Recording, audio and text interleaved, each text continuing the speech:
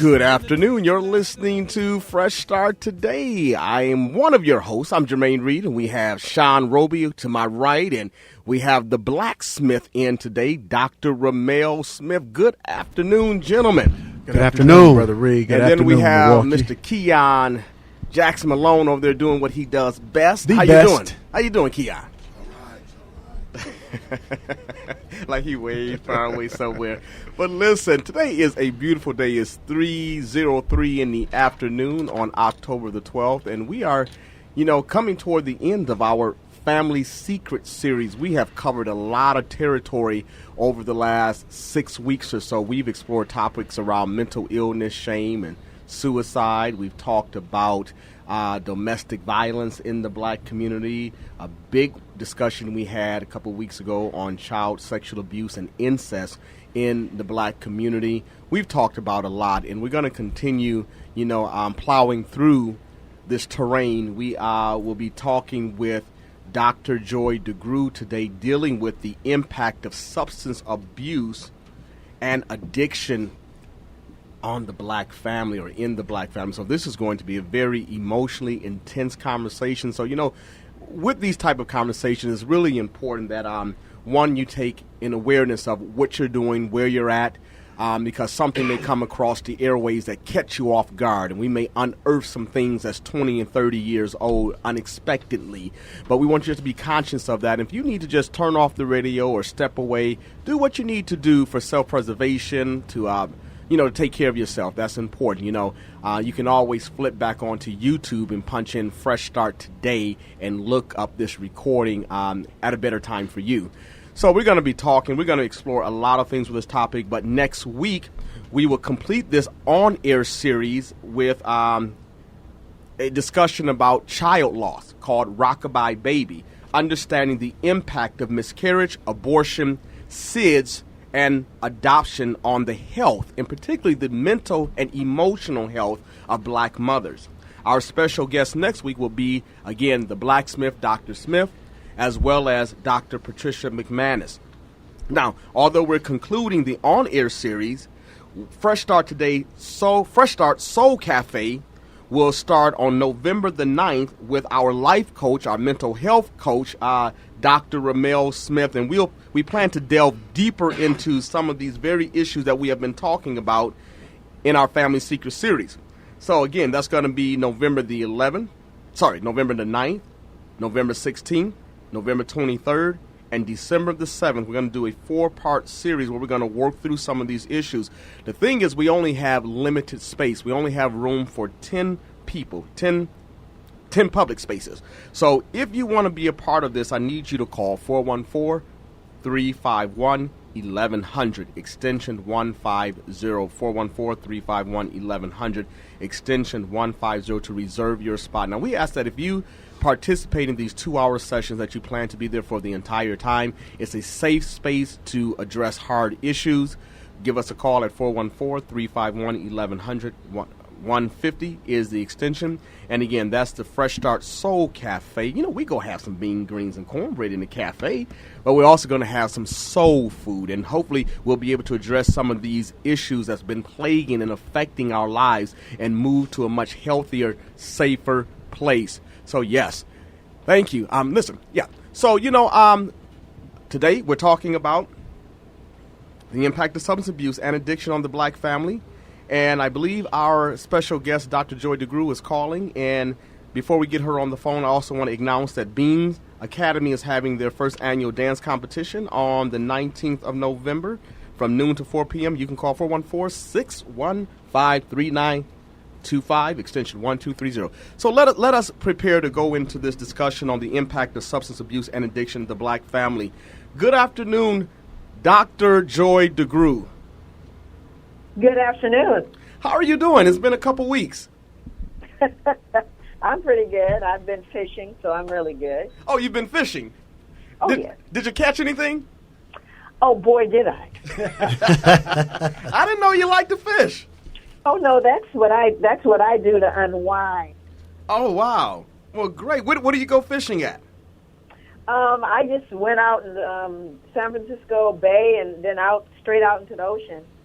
Oh, you're on the West Coast then. Yes. Yes. Oh, wow. You know, it's been a long time since I've been fishing, but they say something about fishing in the water can really help you unwind. Oh, absolutely. And it's good eating, too. Do you really cook, Dr. DeGrew? Oh, absolutely. My people from Louisiana. Are you kidding me? There you go. You said, I better ask somebody. Well, Ask listen. somebody. Well, that's great. And again, thank you for taking time out of your busy schedule. I know that you are a nationally and internationally renowned researcher, educator, and author. You're a much sought-after speaker. And just for you to spend some time today with us to talk about this very important subject matter that oftentimes we as African Americans don't get an opportunity to talk over the airways about in a very honest, authentic way. So thank you for being one of the main facilitators of this conversation today. By the time we get finished with the discussion, I'm hoping a couple things will be able to be achieved. One is to understand the historical intersection of alcohol and drug use, race and poverty among blacks in America. I also would like to help the audience identify the socioeconomic determinants of African American drug use, explore how parental substance abuse affects children's well-being, and if there are any special needs that children of alcoholics and addicts need, and how do we get those needs met? And the last thing, discuss trauma-informed best and or promising practices being used to work with African Americans around their substance abuse issues. So thanks again. Now, drug abuse, both prescription and illicit, I would say, is a beast that is devouring many black families, and the pain and loss and shame that's associated with drug addiction is earth-shattering. And just dealing with drug addiction is hard on people, and I'm not just talking about the addicts themselves, but those persons who are connected to the person struggling with drug addiction. Absolutely. So we need help from you and Dr. Ramell Smith, who are here today. Can you talk to us, if you will, about the history, the historical intersection of alcohol and drug use in the black community? Well, okay. So that's a big one, a sick one. But I think the first one and a very critical one we have to take a look at is alcohol. And I think alcohol, and we'll get into it in some more depth perhaps a little later, but it's something that is under-discussed. As a matter of fact, it's not discussed at all in the black community. We treat alcohol as though it's a normalcy in our lives. And alcohol, again, inside the body, is not even looked at as food. It's looked at as poison, which is the reason why, we have all the problems we have around it. But I think, historically speaking, when you start looking at how folks have learned and begun to cope with stress. Now, we're going to go all the way back, so we're not going to look at the fact that you don't have a job or, you're having a problem with your spouse. We're going to talk about going all the way back to slavery and Jim Crow. Okay.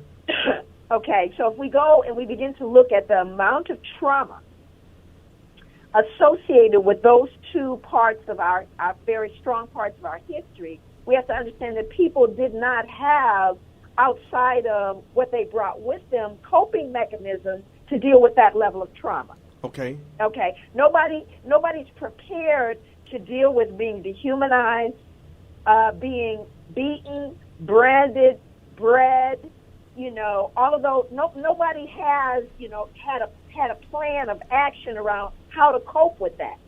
We did the best we could in terms of our sense of who we were as human beings, our spiritual awareness, our cultural roots, the strength of family and community. We did the best we could. But no one was prepared to deal with that level of assault. Okay, that's number one.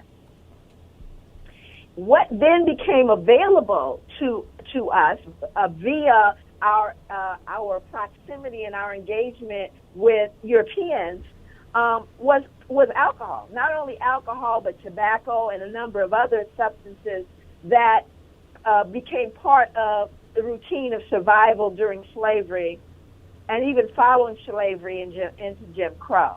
Mm-hmm. Now, again, there's a couple of things that we have to consider when we look at adaptation and black families.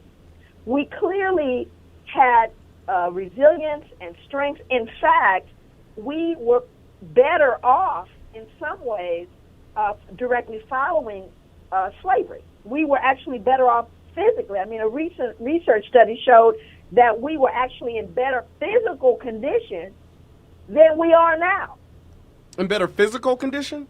Absolutely. Really? Absolutely. Because you see, what had not happened was what we see now as a historical assault on the black body.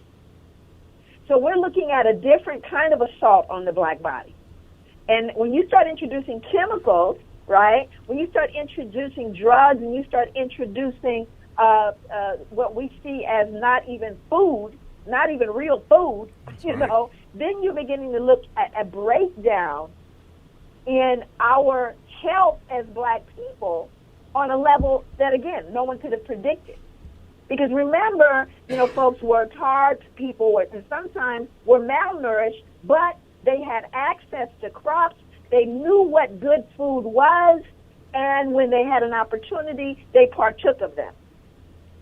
What we're looking at today, with the average, you ask the average child of color, particularly African American children, about vegetables, and they won't even know what you're talking about sometimes. It's a French My fry. daughter talked about a kid who said, I eat plenty of vegetables, and when they asked him what vegetables, he said hot dogs. Okay, so what we're looking at is a number of things, but let's zero in on substance abuse. So now if you begin to look at the first abuses, which was alcohol. Alcohol is one of the taboos in the impact of alcohol, the biggest taboos, I believe, in the black community. It's the one thing we don't discuss at all. For example, fetal alcohol exposure, fetal alcohol spectrum disorder. Okay, and I want the listeners to look up the work of Dr. Carl Bell. Okay. If you look up the work of Dr. Carl Bell, 2016, Dr. Bell unearthed information around fetal alcohol spectrum disorder. Okay. Misdiagnosed as ADD, ADHD, and every other kind of D, as well as other behavioral problems. It is directly related to alcohol consumption. Wow. Now let's connect that to history, okay? Yes. So what Dr. Bell says is that now let's look at something. I'm sorry I'm using all these terms, but I can't avoid them. Something called serial forced displacement. Can you say that again? Serial, like serial killer. Okay. Serial forced displacement. Okay. Okay, so what is that? It starts with segregation, Jim Crow. That was followed by redlining. Prior to that, we had something called black codes and sundown laws. Then it turned into urban renewal. Okay. And then it became something called gentrification. But what it is serial forced displacement. So the question becomes, what happens when you consistently uproot people and displace them? One of the things that happens is you have structural and interpersonal violence. That's one of the things. The second thing that happens is people get forced out to what some people call food deserts. Okay. Not only are they in food deserts, they're in food swamps where the liquid is alcohol. My God. Now, Dr. Bell talks about the preponderance of the plethora of liquor stores in the black community. They're all over the black community. Do the math here. Yes. But yet we never talk about fetal alcohol exposure. Everybody listening needs to know, you go into a bar, they may not allow you to smoke dope in the bar. They probably don't want you to smoke crack or do anything else. But I'll tell you what they got up on the wall. That is a big old sign that says, if you're pregnant, don't you drink. Now, let's do the math on that. When is a child most affected by alcohol? In utero. The first few weeks of pregnancy. So Now let's look at how frequently or when is it that black women and girls usually find out they're pregnant. Historically later than white women. Okay. And by the time they find out, the damage has been done. But we don't talk about it.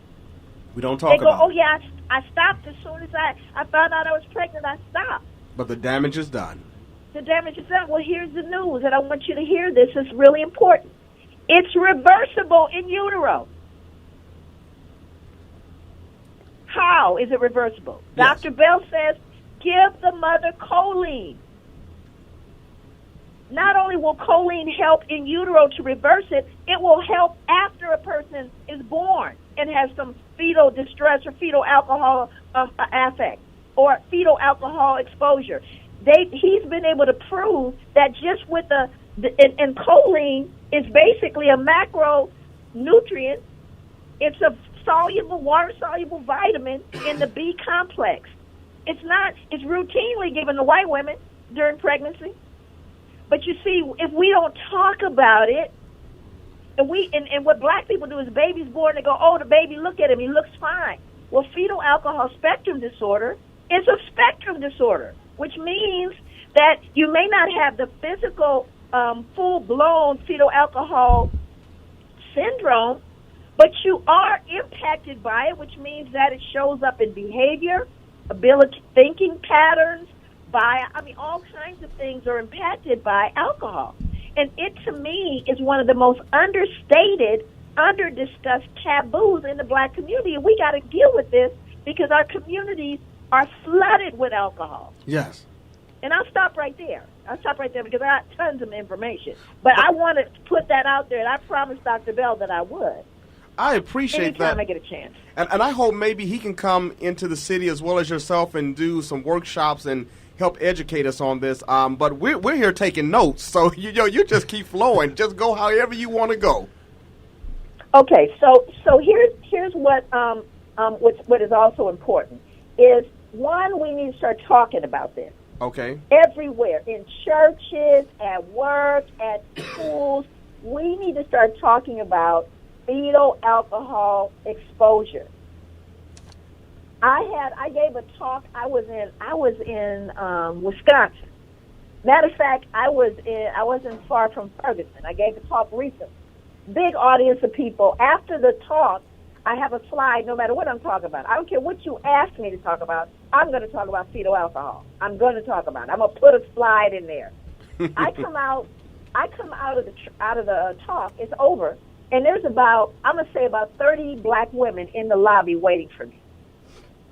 Some of them in tears, because they realized the greatest fear they had is that they did harm to their children.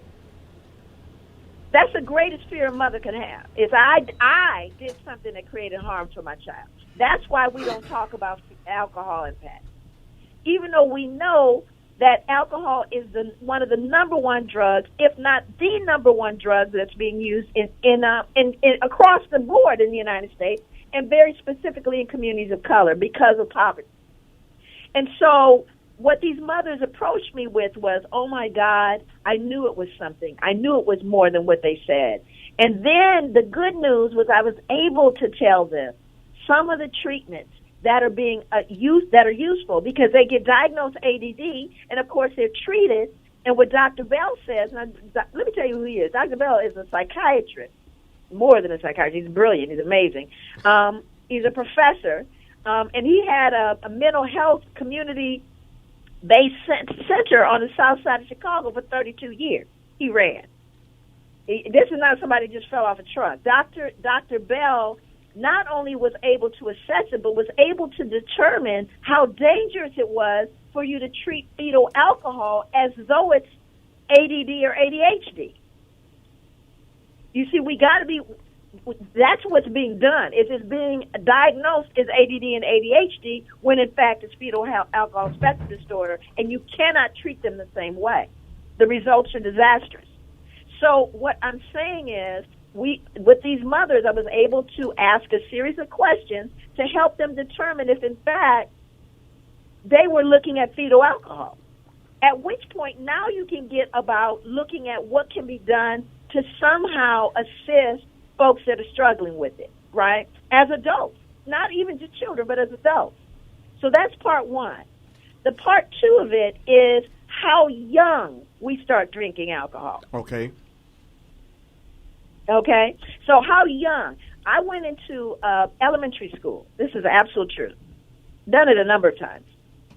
And these were, I think the kids were like 10 and 11 years old, these kids. And I said to them, you know what, you all are you drink. You are all alcohol drinking people. And of course, all the kids go, no, we're not. No, we're not. I said, oh, well, I don't know. I think you are sophisticated about this alcohol thing. No, we're not. No, we're not. I said, okay, so I'm going to do a little test. And I'm going to give you an occasion, and then I want you to tell me what I should be drinking. And so I said, okay. So I'm in this restaurant, and they're kind of like, oh, I know. Wine. I said, okay. So everybody, it's a big, beautiful wedding, and everybody's toasting. Oh, I know. Champagne. I said, well, everybody's on the beach, and it's really hot. And, oh, I know, coolers. I said, okay, so everybody's sitting around, they're watching the game. Oh, I know, beer. They not only did they know what to drink when, they started naming a few drinks I didn't know nothing about. Really? Wow. They naming stuff. I'm going, that's something I didn't know about. So when I said to them, so how do you know all this? I said, now I'm going to ask you a couple of more questions. When is going to be the number one day that you know you're going to go out and drink? As soon as we turn 21. I said, wow. So not only have they told you what to drink, they told you when to drink it, and you can't wait till that moment. Now, let me tell you a little bit about alcohol. So, they of course, now I got their full attention. So I go, how many of you, and I write it on the board, it's called, actually, THIQ.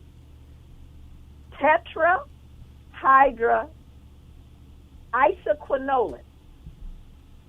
Tetrahydroisoquinoline, THIQ. It takes, when I write it on the board, it takes the whole board to write the letter, the whole word. Right. And the kids are going, what is that?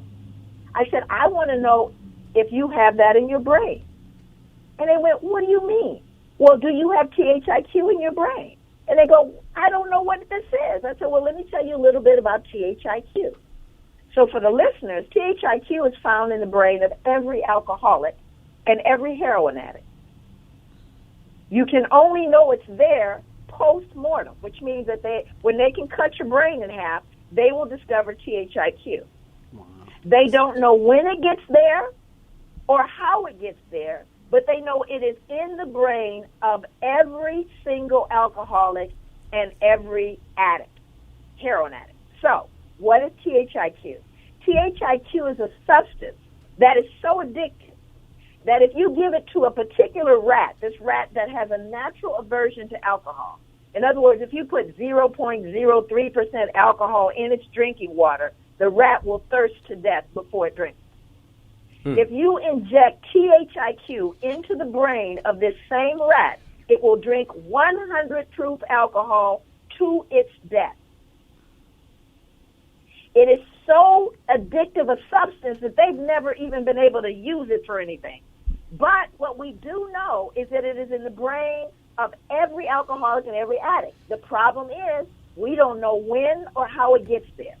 So if we know this, we know that the children of alcoholics, 50% have a 50% chance of becoming alcoholics. Is it because of THIQ? Is THIQ there at birth? Is it transmitted through, genetics? These are questions we don't know, but we do know that if you have THIQ in your brain, you are going to be an alcoholic. So I asked go back to the grade school kids and said, do you have THIQ in your brain? They go, I don't know. I said, are there people in your family that you know have drinking problems? The whole class raises their hand. The whole class. Whole class.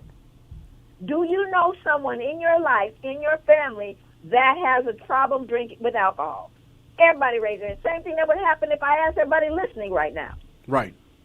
Right? You'd have a huge percentage of people that know someone personally with an alcohol problem. That's right. So now I say to them, since you don't know, if you have THIQ in your brain, is it a good idea for you to be drinking a bunch of alcohol?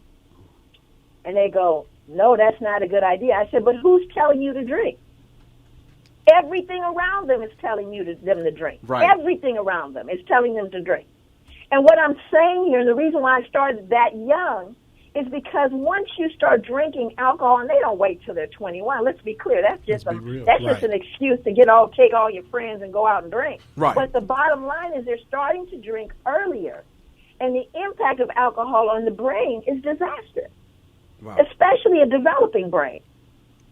Right? So what I'm saying here is that we are not having now, we can talk about crack and heroin, and the government put crack in the community, which just devastated our communities, but our community is being devastated by alcohol, and no one's talking about it. You know, there's a couple of points that you made that I just thought was great. The first thing you talked about with the THIQ being post-mortem, and the first thing that makes you think about now is like CTE, the chronic traumatic encephalopathy from traumatic brain injuries that happens with these football players or people in combat sports have these significant injuries. There's no way you can find out until after death, but you understand what some of the mechanisms are. And it's saying that it's so scary what our government does to us, because we understood during the age of prohibition what alcohol did. They understood that it was a scary drug and they wanted to stop it. However, the market underneath ground was making so much money from it. They said, we have to find a way to tax this and to profit off of it. And we're seeing the same thing with the legalization of marijuana today. Marijuana, same thing. And then, but when we go into specifically what you were talking about, and I think it's so important that we understand this from our brain, what you talk about, like when things happen in utero, they can have a significant effect, but the beauty of our brain, of our body, is the plasticity of the brain, which means it has the power to be self-healing, to be recovering if we can move away from those agents that cause the initial damage. So you can't put something positive in if you're still putting the negative things in. So we have to be sure with that. But when we talk about the brain and alcohol, to not get too technical, but to talk about it from a psychological, a brain neurological standpoint, we have something in our brain called the limbic system, and this is like your reward system. That's right. And in your reward system, this is like a mental memory that goes in. So we have these chemical neurotransmitters that talks to each other, that talks to these neurons, that tells us what to do, what we should like, what we should fear. So it's, for example, in certain parts of our brain, it tells us, to fear, to run. Certain things are excited, certain things are there. But within these specific neurons, you have a specific chemical neurotransmitter called dopamine. And dopamine is this pleasure, excitement. It's an excitatory. And so what happens is when something enters the body and these dopamine level goes up, the body understands this and say, hey, we like this. And it becomes a memory. It's just like anything else. I take a picture of it. This makes me feel good. And see, this is the scary part about alcohol, because most things that are deleterious to us, that are negative for us, they have initial good feelings. When I talked to my daughter, I said, listen, baby, it's easy to say no to alcohol now, but it's going to be a day where it's not as hard. And you know what?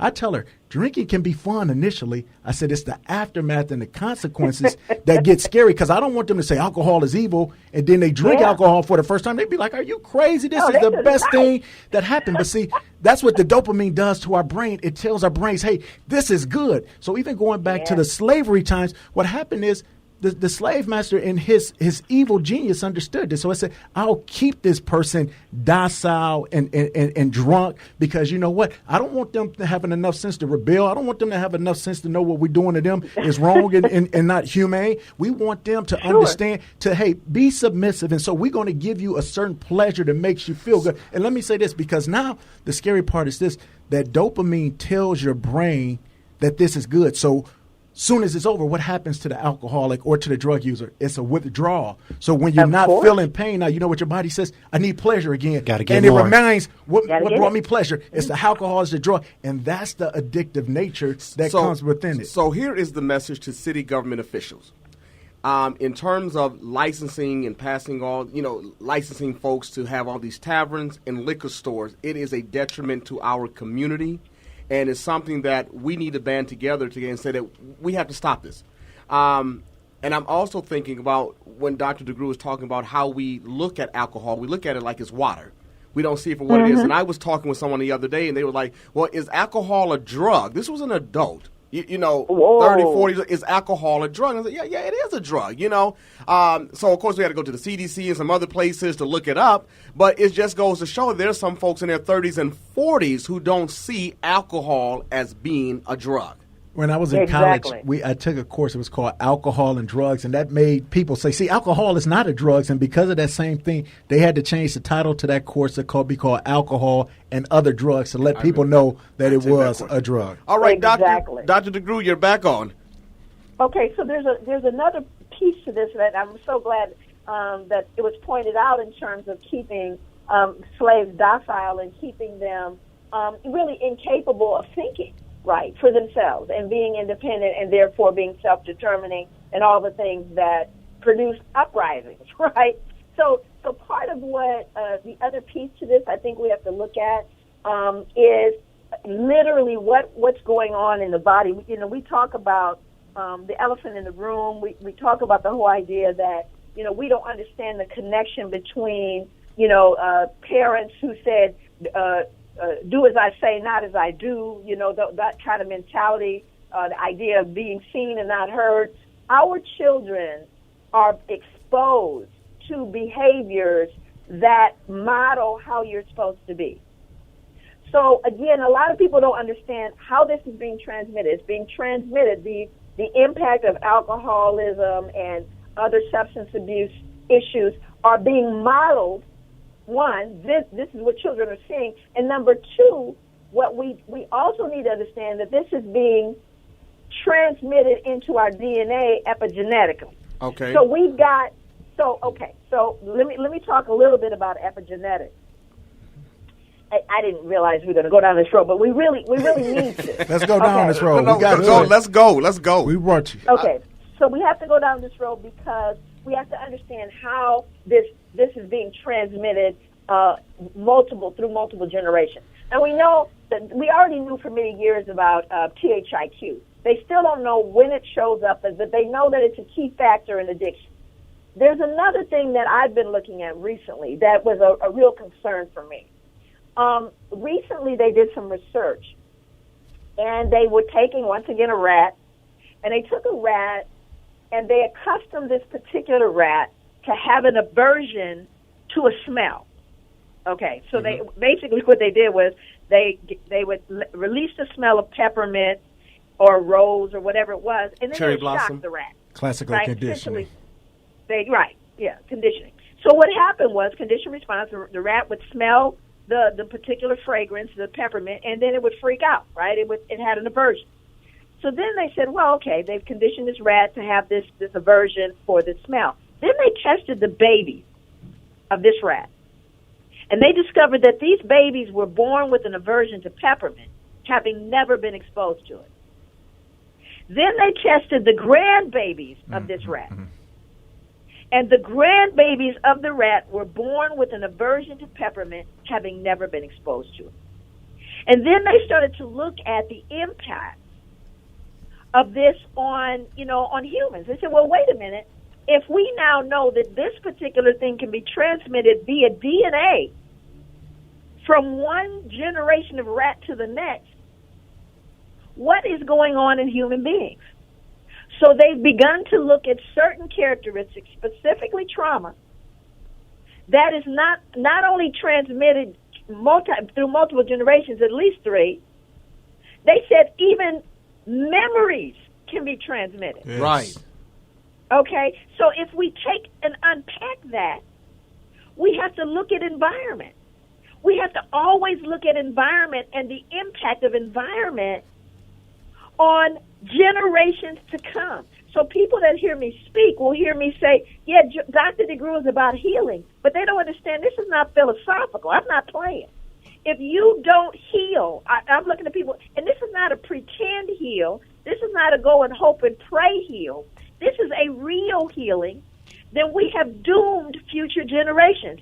Does that make sense? Yes, ma'am. Yes. So what I'm saying to people is, it's not enough for you to go. You really, truly got to do that change. And you got to make certain you don't injure the next generation. You see, it's not something you can just think about. We have to embody this principle of healing. Let me give you an example. So in my family, and again, I remember my father, who was an alcoholic. My father, died. Both my parents were alcoholics, by the way. They became non-drinking alcoholics, but it was alcoholism that ultimately impacted their bodies in such a way that it killed them. So there are certain things, and I don't drink at all. Right. Under any circumstances. Now, that's a choice. That was a decision, right? Now, not only do I not drink, my sister doesn't drink, my brother doesn't drink, so my children, consequently, did not grow up with alcohol in the home. Not only did they not grow up with the sense that alcohol was a normalcy, because, people don't realize you really don't have to drink, right? So they went to their cousin's house, and guess what? There was no alcohol there either. So my children grew up in a environment where alcohol wasn't the norm. Yes. That was deliberate. That was by design. Why? Because I got 2 generations of alcoholism, both sides, 2 generations back. And how many generations do you think it'll take to reverse that? Well, again, the good news about epigenetics is the response is immediate. Okay. It's immediate. We can have an impact, but we have to be conscious and deliberate about it, right? So you can't say do as I say and not as I do. Right.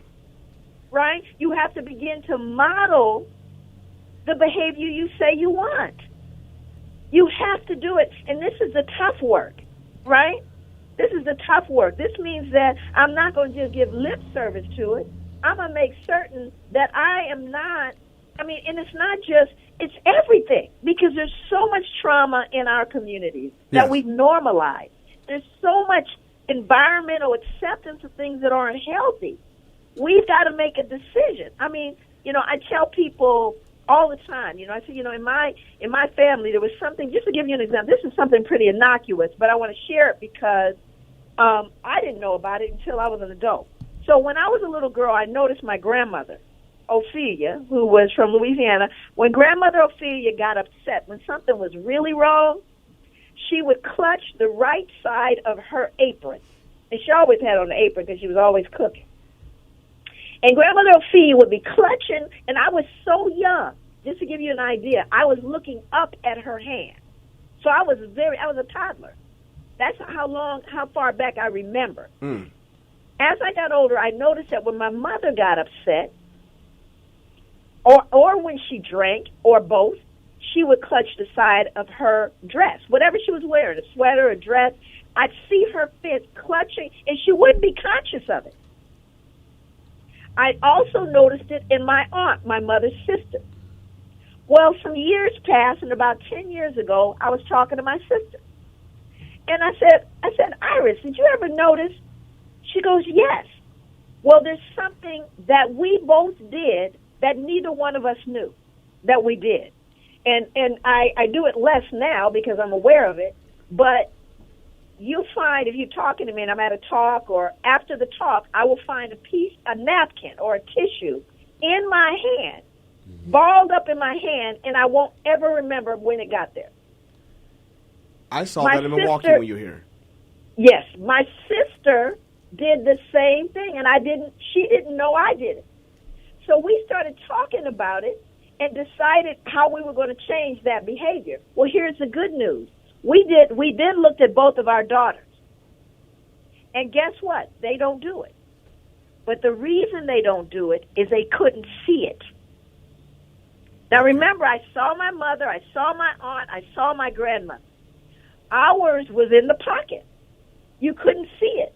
So my daughters and my niece never developed it. We had this conversation as a family. And they're like, wow, we never knew you did that. But it was something that we were conscious of that we decided to change. Right. And again, because they didn't see it modeled, they didn't do it. So that's how quickly you can change something.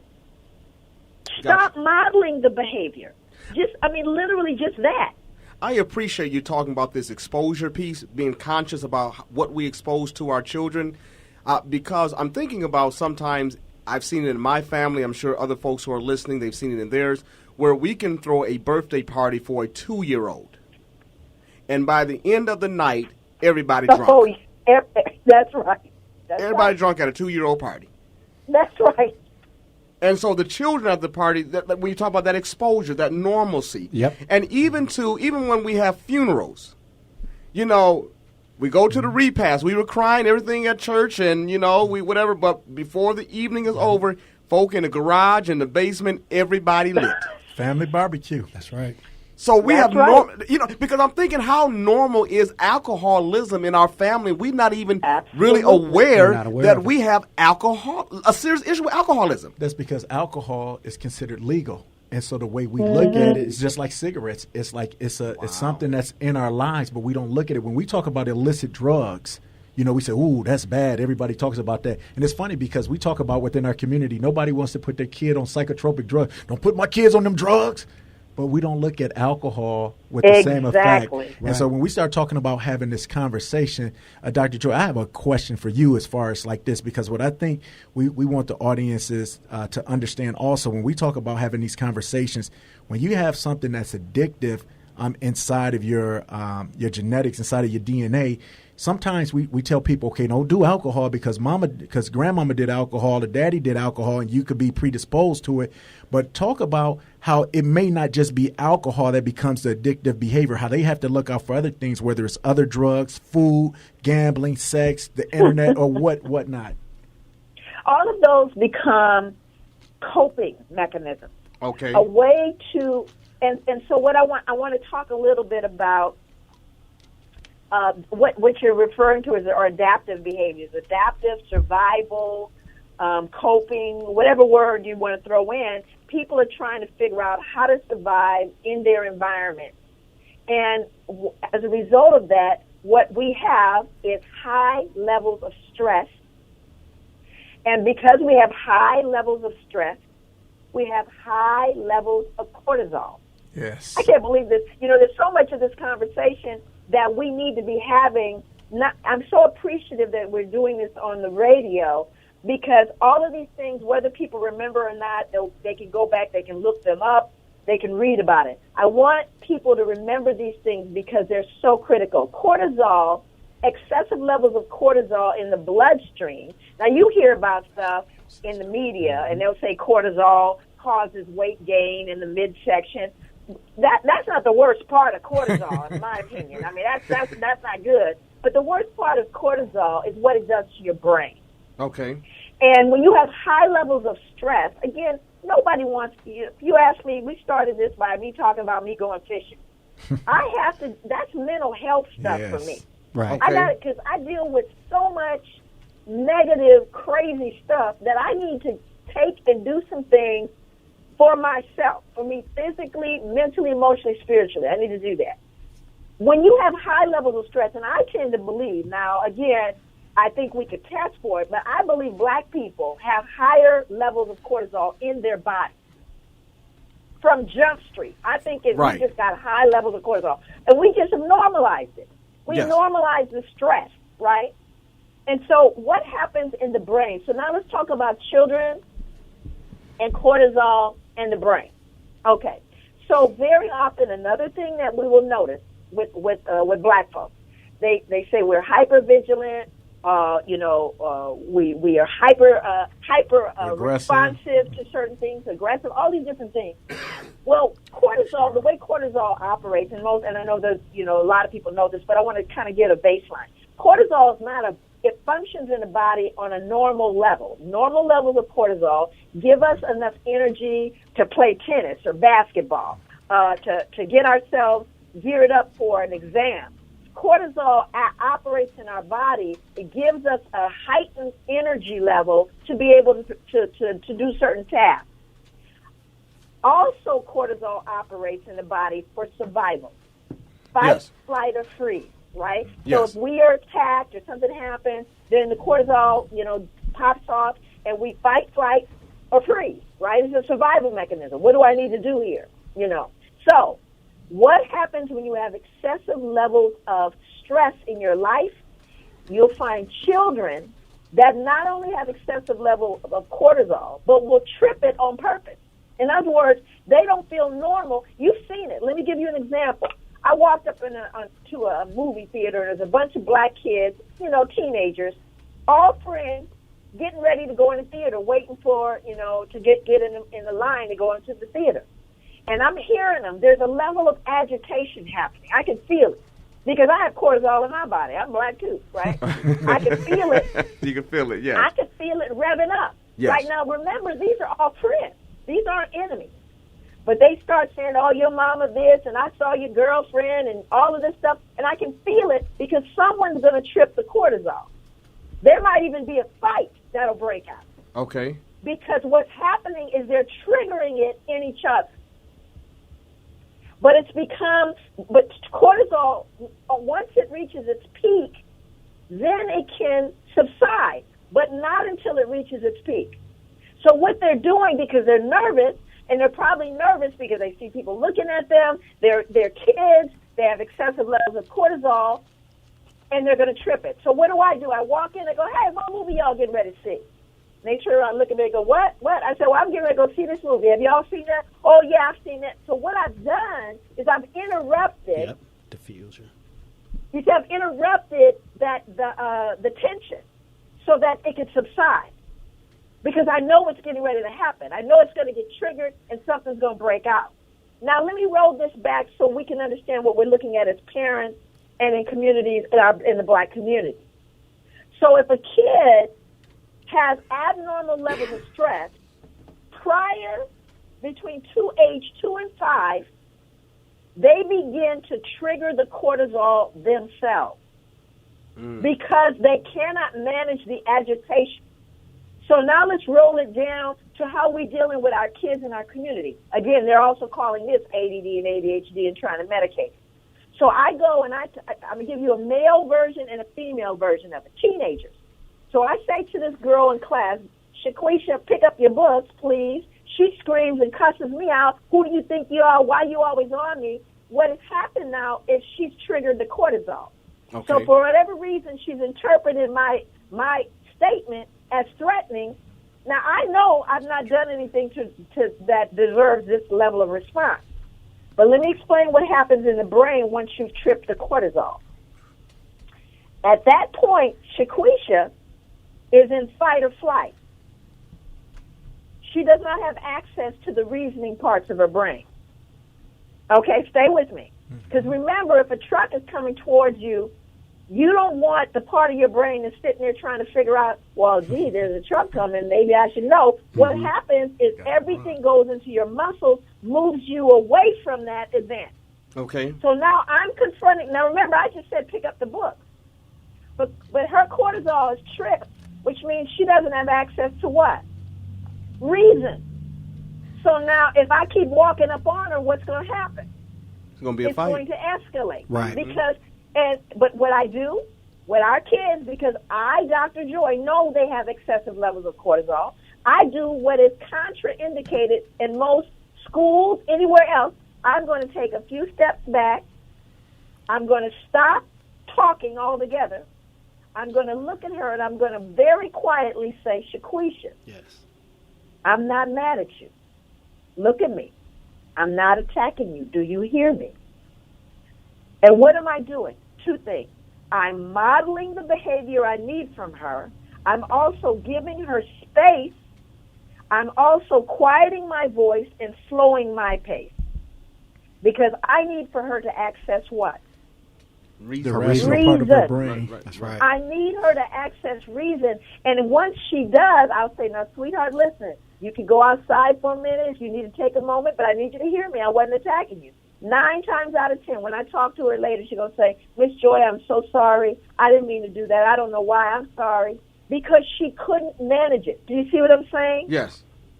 And to the young man who says, I can't, I say to him, listen, if I push a button for a missile and the missile goes off, can I call it back? The young boy, Trevor says, no, I can't call it back. I said, so you know that if I push this button, the missile goes off, it can't come back. That's the same thing with your cortisol. If I push this button, that cortisol is released, you can't call it back. So what, Trevor, must you do?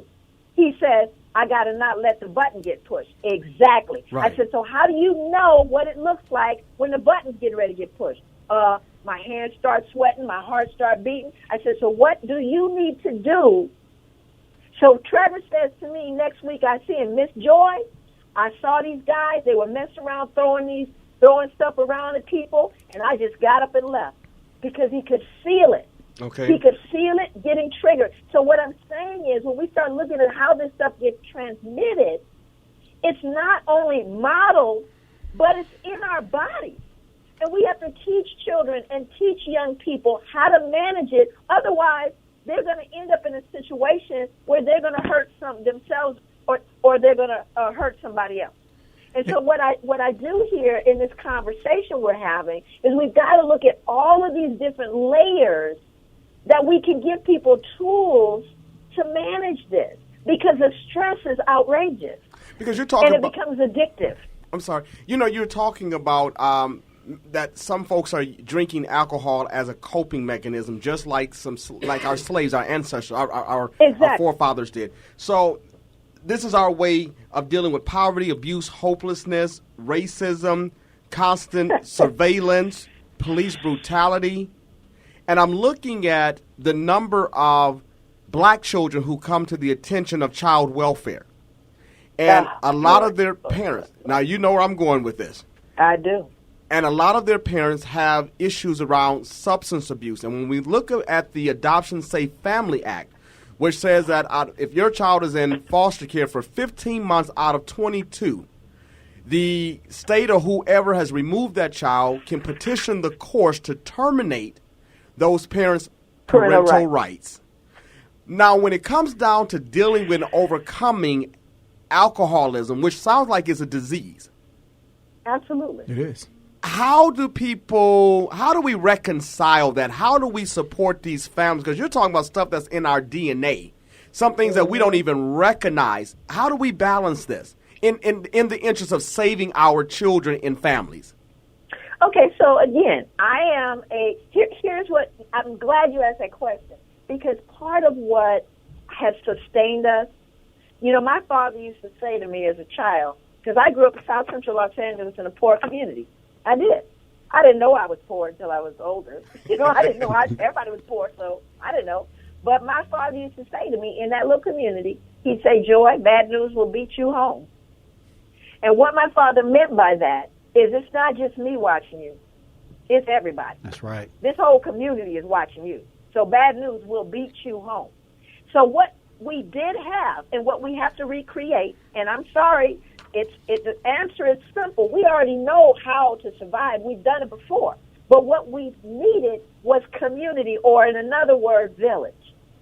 So the fact that my mother and father had alcohol problems, I wasn't getting ready to get shipped off nowhere, right? There wasn't going to be no social service coming in and getting us, right, because I had an extended family.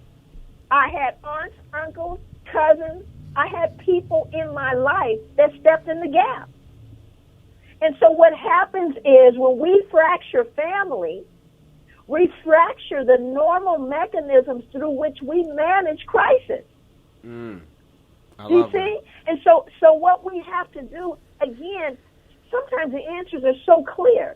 That's why I started off with serial forced displacement, because if you keep displacing people, they can't root. And if you can't give something roots, it will die. So what we have to do is create village. And I don't mean that philosophically. I mean, I know this is just one call that we're talking about a specific thing, but we need to start having this conversation about building community. And again, I would love for the justice system to be correct. I would love for social service to be competent. But until they do, we've got to do what we need to do as people, as families, and as communities. Yes. Regardless of what they do out there, we've got to figure out how to rebuild where we are. I don't care if you're poor. I don't care if you got folks on heroin. I've had all of the above. Right. It does not preclude our ability to build community. I'm not asking anybody's permission. I am saying I need to show up And I need to reach out to people and say, I got you, I'm here for you. And the ones that are crazy, we're going to put them on notice. They don't get to just continue to be crazy in our village. Right. Are you following me? Right. We have to do this because ain't nobody coming to invite us back after gentrification. They're not saying, oh, by the way, come on back. Right. We're going to go on and lower these rents and we're going to, give you these jobs. They're not doing that. I'd love to believe they will, and perhaps one day they will with legal measures or what have you. But until that happens, I'm not giving my children up to crazy. Yes. We cannot give our children up to crazy, which means don't look to the right or to the left. You have to step in the gap. Whoever's listening now, you step in the gap. Everybody has to do their part. And that's what's happening. Everyone's looking for an outside. I'm sorry, that's not where it's coming from. It's got to start inside. Right here and right now. Dr. Joy DeGruy, do you have a couple of moments to take some calls from listeners? Sure. Caller, you're on Fresh Start today with Dr. Joy DeGruy and Dr. Ramell Smith. Good afternoon. Good afternoon. I'm enjoying your conversation and your information to us, and you're right on track. Because we cannot sit and wait and beg for other people to do for us. We are, as a community, are going to have to do, ourselves. I've already made, when I see young people, they can be teenagers or whoever, since I'm an older woman and I have this wisdom and knowledge God gave me, if they're receptive, if I ever get in a conversation with them, men or women, I try to influence them and steer them, in the right direction. I feel like even seniors, there's a lot of us seniors out here, we've actually peaked in America, the baby boomers. Those of us that are still able to get around and our health is not compromised. There's no reason why, and we are retired and have time on our hands, there's no reason not to, give out the wisdom and knowledge we were taught. All right. The doctor is giving great information, but I'd like to ask you guys a question. Every store that I just came home from grocery shopping and all of that, and just about every place I've gone lately is that I thought jobs were more available since, President Obama's here. I see where they advertise, work everywhere. We're so abundant. But I'd like to know why there are so many young men, and they're threatening looking, and I have to double watch. I brought my purse in, standing by doors or stores or anywhere now. You don't know, if they're violent or whatever. I try not to look down on people, but are these people really in need? Now, a lot of these men look able-bodied. Okay, let me ask you something. Excuse me, caller. Yes. Can you wrap this question up? Give you 30 seconds. Can you put it all into? Okay, that is it. All right. I just gave my little spiel in the beginning, and then now my question is about all of these guys who are standing around that threatening looking. Should we feel sorry for them or give them $1, or should they be out? I almost feel like telling them, get you a job or go to school. All right, thank you. We got keep listening. Dr. Joy DeGruy, would you like to answer that? I'd like to respond to that on two levels. One, I have a home in Georgia, and so me. Everything I use is through real life stories. So I'm walking down the street and I'm seeing some black folks in my community, other adults walking. Because you walk after the sun goes down in Georgia, it's too hot. So we walk in, and walking towards us are a group of young boys. Young men, 15, 16, high school age. And, they sagging, they got tattoos on their neck, all that. And they're coming towards us. Well, I'm behind the group of people that are also walking in the community for exercise. When the boys in front of them coming towards them get half a block away, they cross the street. They just cross the street. So now I see the boys, they're walking towards me, a whole little crew of them. So when they get close enough to me, a few feet away, I stop them. I say, hey, you, come over here. Y'all come over here. So they come over. I say, what you plan to do with your life, right? And all of them start laughing at the one guy and going, oh, man. I said, no, don't laugh at him because I'm coming to you next. Right. So the kid looks at me and he goes, I want to be an entrepreneur. I said, really? What kind of entrepreneur? He says, well, my uncle owns a barbershop, and I've been thinking about owning my own spot. I said, well, good for you. What are you doing to do that? Now, by the time he's finished, the rest of them are chomping at the bit to tell me their dreams. Yes. To tell me their goals. And it got to the point where they would see me coming down the street and wait for me because they knew I was going to talk to them. But what is it that we're saying to our kids when we cross the street? Yes. Right. You see what I'm saying? Now, that being said, let me roll back into another part so that I can speak to what this woman is feeling in her gut when she don't know if this kid's going to hit her upside the head and take her purse or call her out her name. She has no idea. But let me kind of speak to that phenomenon. I was watching, this is going to sound very strange, but I was watching an Animal Planet, another thing. And what had happened was they were finding these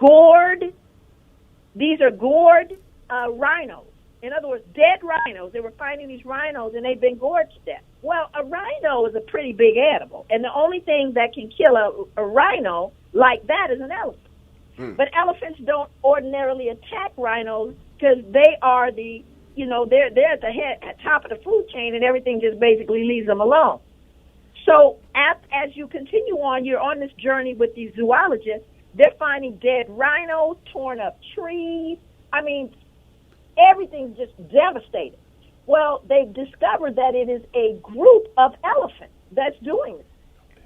And they're getting closer and closer to a village. So they're either going to have to kill all these elephants because they can't have them, hurt people. They're trying to figure out, why are they doing this? So an older man, he actually wasn't older, he was a black zoologist, an African, said, I think I know what's wrong. All of these elephants had gone into must. They're adolescent elephants that have gone into must, which is they start secreting a hormone which is to breed. Now, this doesn't ordinarily happen. You don't have the whole crew of male elephants go into must. So he says, I think I know what's happened. So what was going on is you had poachers and you had people killing elephants. So he goes to another part of Africa, southern region of Africa, and he finds the biggest, oldest, meanest bull elephant he can find. They knock it out. They shoot it with a tranquilizer. They take and drive it in a great big truck to where these adolescent elephants are. They open the back of the truck, and they just wait for the bull elephant to wake up.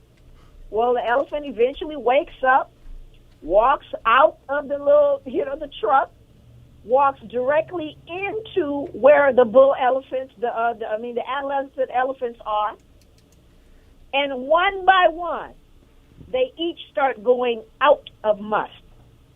Because you see, now they're in the presence of a bull elephant. Right. And the order of things is restored. So what you are seeing in our community is the absence of bull elephants. There you go. Wow. We need men. Yes. Our men are the ones that help adolescent and young men know their order in the culture and the society. Does that make sense? Right. But we need our men. And we are destroying our men. We're destroying them. We're jailing them. They are not present for any number of reasons. And as a result of that, the balance is out of order. The balance is out of order. So we need real men to stand up in our community. That's right. Wow. I mean, that's so powerful. There's another caller on hold. Caller, you're on Fresh Start today with Dr. Joy DeGruy and Dr. Ramell Smith. You have a quick question or comment? Quick question. Thank you. My name is Quinn Taylor. I work with an organization in the Sherman Park area, a Cry for Help Foundation. The information that you shared today, the coping mechanisms and other things, how can I get access to that information so we can implement that in our program? Sounds great. Thanks a lot, Brother Taylor. Dr. DeGruy?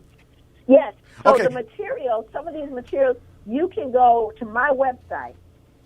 And actually, there's some new information. I'm so glad you said that because I need to upload it onto my website. But a lot of the materials that I've talked about, you will look at. Go to my website. It's under suggested reading Yes. materials, and you'll find some of them that are there. Also, some of this is contained in my book, or the study guide. But even if you don't get that, you can go to the suggested reading list and see some of those things. And I am going to, or if you don't see what you want there, you can contact me directly through my website and request it, and I'll send it to you personally. And that website is JOYD as in Daniel, E as in Edward, G as in George, R as in Robert, U as in umbrella, Y as in yellow.com. That's joydegrew.com. We're going to take a break, and we'll be right back on the other side of this break. We're so grateful to have Dr. Joy DeGrew with us. We're having a very important conversation around the impact of substance abuse on the black family. Stay tuned. You're listening to Fresh Start Today. It is 4:08 in the afternoon, and we're talking about the impact of substance abuse and the family with special guests Dr. Joy DeGrew and Dr. Ramell Smith. Dr. DeGrew is a world-renowned national and international researcher, educator, author, and presenter. She is an ambassador for healing and a voice for those who struggle in search of the past and continue to struggle through the present. Dr. DeGrew, I know we're going to have to transition from this call, but I'm hoping that we can get you here for 2 full days in the very near future, and so you can help us because we need it. And but let me ask you this question, because there's some mothers and children. You know, we're talking about the impact of drugs on our families and how we function. You know, and we have mothers who are looking at their children who are strung out on crack cocaine, heroin, and all these other illicit drugs and pain prescription pills. And mothers give everything they have in them to save their children, to sacrifice, and sometimes sacrificing their own health. Mm-hmm. What advice can we give to mothers to help them through this journey? That's part A. And then this forgiveness piece, because there's some folks that's listening and their parents was on drugs and alcohol, and there's various types of abuse that was connected to that drug use.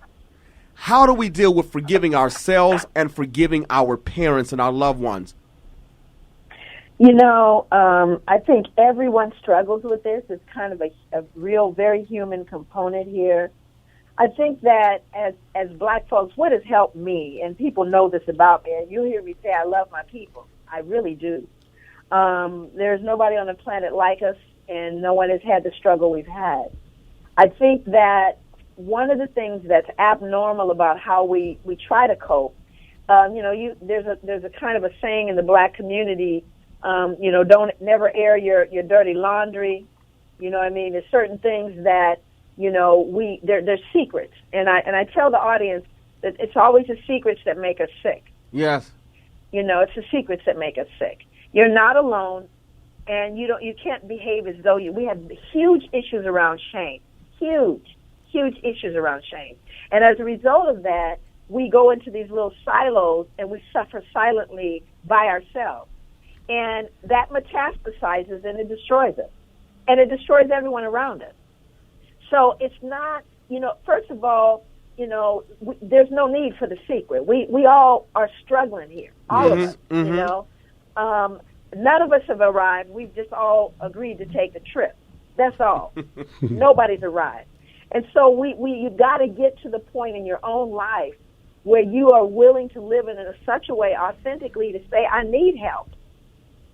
And to reach out for that help. The other thing that I'm very clear about, I just buried a brother. My brother was on heroin.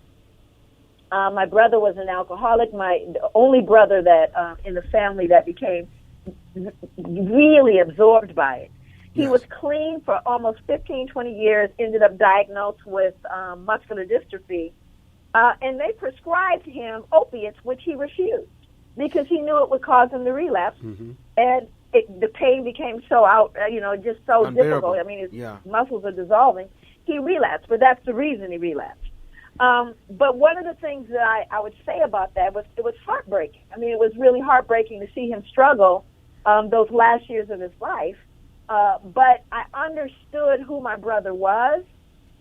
As a family, we rallied around him, his family, and again provided as much as we could possibly provide for him. for which he was grateful.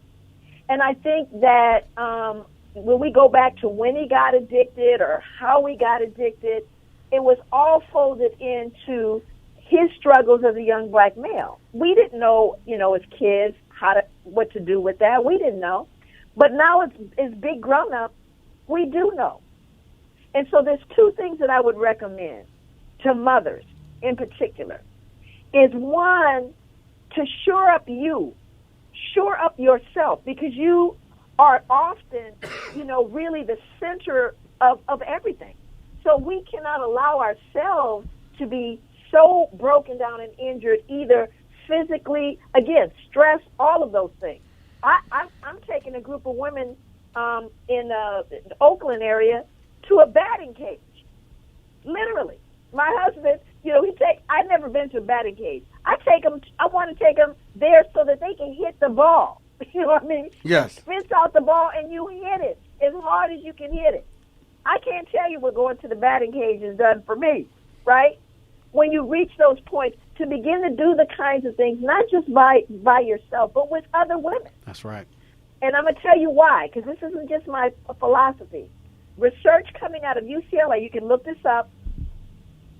2 white women who were physicians were curious about why women normally outlive men in almost every society. And what they discovered is that women have not just fight or flight or freeze, but they have an intervening hormone that is basically care, nurture, and protect that shows up under stress. So whereas women will go, yeah, my son got arrested. Can you call Deborah and Cynthia and bring Cornelia and everybody else in? We will call on each other and we will come together. We are doing that less and less as black women. Young black girls are not hanging with the girls as much anymore. Well, here's what the research shows. The research shows that the more women gather together, in other words, frequently, the more frequently women will gather together, and the larger the number, listen very carefully, the longer you will live. Dr. Now, DeGrew, is that... Listen. Oh, yes, Did ma'am. you hear what I said? Yes, ma'am. Gather together, gather in numbers, longer you will live. Men under stress individuate. They don't want to talk to nobody. They go to the cave and they die. Okay. So is that how the role of the church helps women live longer? Because when we think about... Wow, that's interesting. You just gave me a revelation on that. And when women are dealing with pain and whatever, because a lot of times it's pain what drives us to church or drive us to Jesus. Right. But having, 80% of any congregation in this country Female is made up of females. Yes. That's sure the truth. That is powerful. That is. And, it's interesting because, it's something that women possess that men do not. At least not on the level that women do. Right. And I think that unknowingly, but when you start thinking about youth population, remember what we're modeling. And so if the mother is keeping the secret and she's not reaching out to her other sisters, literally biological or otherwise fictive kinship, then we're also modeling that individuation to our daughters, who are not going to think, I need to reach out to friends and other women to help me through these crises. Do you see what I'm saying? Yes. So when I talk about the fact that, the fact that the data is in, they've done the research. This is a fact. The question becomes, why are we not doing it? Now you think about it, even in the church, you'll find older women in the church. Where are the younger girls that we need to bring together on purpose? Yes, yeah. Just bring them together on purpose. It's literally physically being in each other's presence. And if you look at Africa, you go back to Africa, for example, aunt, niece, everyone was considered sisters. It didn't matter. You were connected. All older women were mother. That was their condition. There weren't these little cleavages. There was this concept of a united relationship. Yes. That is how we survived in Africa, and it becomes something that's part of every village. Yes. So again, we have these young girls who are going, I don't deal with no girls. My best friends are my boy. You know, I'm going, okay, I'm not saying you can't have the male connection, but we really need to start modeling for these young girls the sisterhood and coming together so we can strengthen ourselves and be that support literally. You know, we can be that support for each other. Dr. DeGroot, we are so indebted to you Thank for you. sharing this rich knowledge with us. I will certainly be in contact and see what we can do to get you here in person again for this therapy. Thank you so Thank you. Yes. much for You're so helping welcome. us So understand. We appreciate you. We love you for what you do for your community, and we're praying for you and your family. Please always do. Yes, Thank ma'am. you so much. And I will do the same. Thank you so I much. love my people. Yes, All ma'am. right. We love you back. We love you Thank back. you. Caller, you on Fresh Start today. You have a question or comment? Oh, yeah, she left. She left, but we have Dr. Ramell Smith in and some other folks here. We just want to talk to you with family. What's up? Well, she made a great statement about the bull elephant. I wanted to hear her. A comment about the response with our young men being locked up in prison and those seemingly turning into adopting the alternative lifestyle. Do they still have that same effect as a transgender? Does it still have that same effect on our young male, or is that a dangerous combination, or how does that work? And I'm listening to you. All right.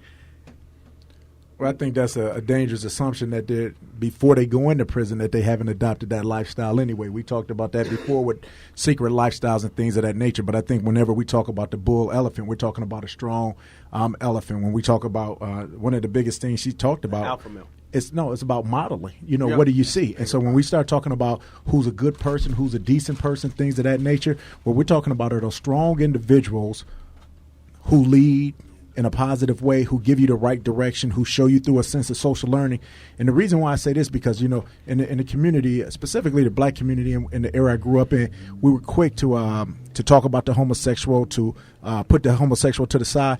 But the truth of the matter is there is always men who purported to be heterosexual that lived a pseudo-homosexual or down-low style anyway, and we didn't even know. So it's like when we find out about some of our leaders today, people who we espouse as great, strong men, and we find out that they were on the down low or something like that, it's like we're hurt. But that doesn't discount the message that they have brought before. The message, I don't like that they send this, the fact as far as the lying and the betrayal, what it brings. I think when you're a strong man, you say and show who you are. But when it comes to the community, what we want to have are those strong men who lead strong families. So when we talk about it from a heterosexual standpoint there, we understand that it takes a man and a woman to create a baby. And I know some people have their different views on alternative lifestyles, things of that nature. But when we talk about the traditional black family, when we talk about going back to our roots in Africa, we see a man and a woman from a lifestyle and that nature. So to answer your question specifically, yes, we need strong men who have strong families, who show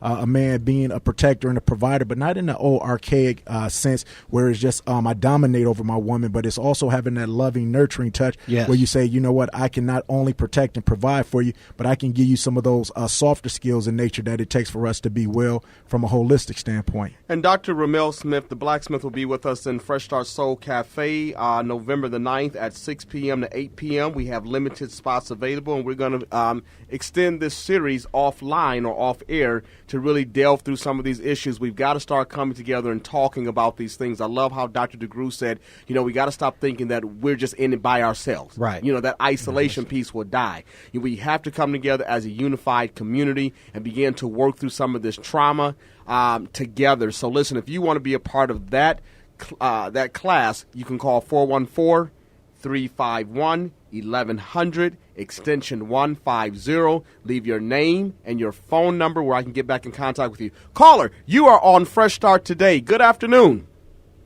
Good afternoon, brother. How you doing? I'm doing great. How about you? That's fantastic. I'm doing fantastic. But I understand the doctor's analysis and what they have done as far as their research, but their research is flawed. The reason why it's flawed because it has no lifestyle included in the research other than the women getting together. Because I don't care how many women that you get together with or how many men you don't get together with, if you deviate from the structure of life, you will die. I don't care if you die at the age of 2 years old, 6 years old, or 106 years old. You know, you if you deviate from life and life structure, which we have deviated because we was forced to deviate. Because in our history, we never had an individual family. We always had a village, and that village had laws. And and that village wasn't no village of 16, 20 people. That village was of thousands of people. And so we are living under the mindset of what has given to us, because our sisterhood, our brotherhood is cool. You know what I mean? There's no doubt about it. But in our deviation, if we deviation from the right foods we eat, the right mental intake that we receive, we're going to die. I got you. And as far as, a lot of people don't believe in the scripture because they think they know everything. They born. But what's your scripture? What's your point? What's your scripture? Go ahead. What's your scripture? What my point is, these analysis that these psychologists or psychologists or psychiatrists have received, they are flawed data because they are going by other people's assumption. Knowing in the early 70s now, remember homosexuality was a mental disease, and then they made it you were born that way for a reason. All right. Reason. We appreciate your comment. I'm going to let Dr. Smith respond to that. I laugh at him because I don't think we was contradicting each other from what we were saying. I think sometimes people, I don't know why are people like sometimes you got some letters behind your name or you went to school like they think you ain't got common sense too. I grew up on 75th Maryland. So let's keep this real right now. So when we talk about stuff that we research, it's not just stuff that's been in the literature. It's also about common sense, what you done seen every day in the streets. And what you've seen in your household. The group was talking about what he said as far as when we deviate, that's true because a lot of the toxic stress that we have, not only does it cause that cortisol level to go up, but when that cortisol level goes up consistently, what it does now is put a drain on our immune system, yes. And that's what gives us weaker health deterioration. So when we talk about high cholesterol, strokes, and blood pressure, things of that nature, things that we see predominantly disproportionately within our community, that is because we've deviated. But we always talk about like this glorious lifestyle from the 70s or the 60s. These was the same folks that created the generation from now. And what we don't do is talk about is where things fell off. What we have to do instead of complaining and talking about each other, put our arms around each other. And when he say it was a village, see, that's what the village didn't do. The village, we don't argue. We come together in civil discourse. Sometimes people come and we want to, just jump on somebody's neck. You don't know what you're talking about. That's what she's talking about. Those cortisol levels going up. You need some drama. I care about you, brother. Relax. Listen to the blacksmith. What we need to do is all come together, calmly discuss the situation because we all want the same thing. That's right. And at the end of the day, if we want the same goal, we got to know. That's what the scripture says. How can two walk together unless they what? Agreed. We got to agree. Well, all right, Reverend. Now, listen, we have one more caller on the show today. Good afternoon, caller. Thank you. I'm so glad that I'm the last caller. Dr. Ramell was getting ready to speak when Dr. Joyce. Turn your radio down, dear. Turn your radio down. Okay. Is that better? Go ahead. Okay. He was getting ready to speak about the different already things, another term of things that preset conditions that's already there. Okay. Conditions that were already there, pre-existing conditions? Well, not pre-existing conditions, but like if you have a parent that was using... Predisposed. You're predisposed. Genetic predisposition. Yeah. Can you elaborate on that for me? All right. Thank you. Okay. Yeah. I think Dr. Joy DeGrew actually did a great job with that, and that's why I didn't feel the need to come back on. But for those who might have came in later, within our DNA, what we're saying is and we know this from our medical standpoint, if mama has a history of high blood pressure, of glaucoma, of diabetes, we automatically know from a medical standpoint to be aware of these things, to check how we eat, to check what we do. We've me and Jermaine have both talked about having colonoscopies early because of colon cancer has been the demise of people who we love that's close within our DNA. And it's the same way with anything else, whether it's an addiction, whether it's a mental health disorder, what we have to recognize and say, hey, if this happened in my family, from a medical standpoint it could happen to me. But what Dr. Joy DeGroot said, and why I didn't, like I said, I didn't go on, because she talks about the nature and nurture component, because she said it's not just what's in our DNA, what we have here, but our actual DNA from an epigenetic standpoint. It is altered by what we have, what we call social learning. That means by what we see, what we hear, what we practice, what we emulate from other people do. So certain things that they have, it may not have been directly from a DNA component, but because of what we social learn and we adapted those behaviors, now that's added on. And if we already had some maladaptive things, what it does is exacerbate our situation. So our DNA is already going to give us a certain code of what's going to happen to us. But what happens to us in nature can either make that situation worse or it can make it better.